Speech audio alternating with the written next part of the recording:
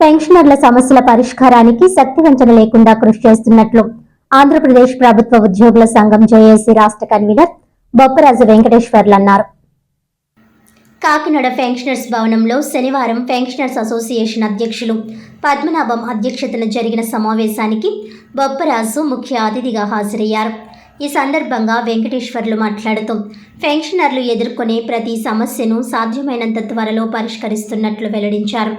రాష్ట్ర ప్రభుత్వం ఉద్యోగుల సమస్యలు పరిష్కరించేందుకు సుముఖంగానే ఉందని ఆయన ఈ సందర్భంగా గుర్తు చేశారు.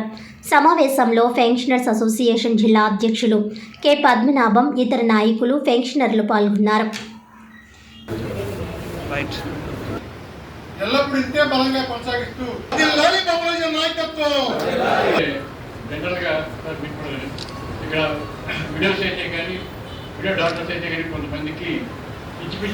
మా సర్వీస్ కూడా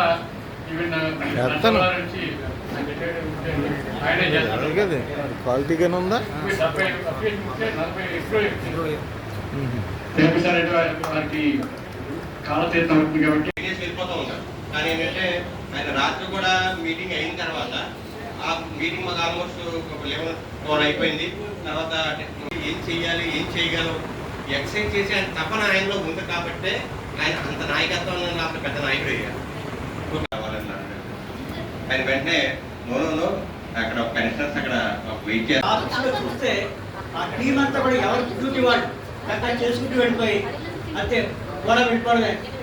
అంత ఆర్గనైజర్గా దేశ ఆఫీస్ నడుస్తుందని కూడా చెప్తాను. ప్రతి అంశాన్ని కూడా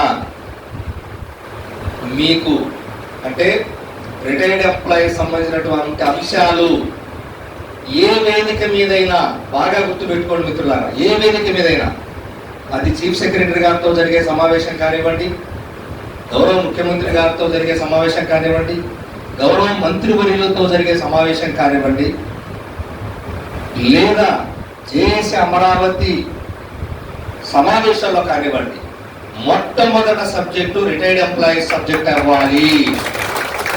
ఇది పక్క, ఇంకేం రెండో థాట్ లేదు. ఎవరి గురించి ఆలోచన చేయాల్సిన అవసరంలా. మీరు వేరే సెకండ్ కొద్దిగా ఆలస్యం ఏదైనా చేస్తున్నా సరే మనకు వస్తుందంటే అది వచ్చి తీరుతుంది. మన జేఏసీ అమరావతి ఉందని గుర్తుపెట్టుకోండి. రెండో ఆలోచనే లేదు.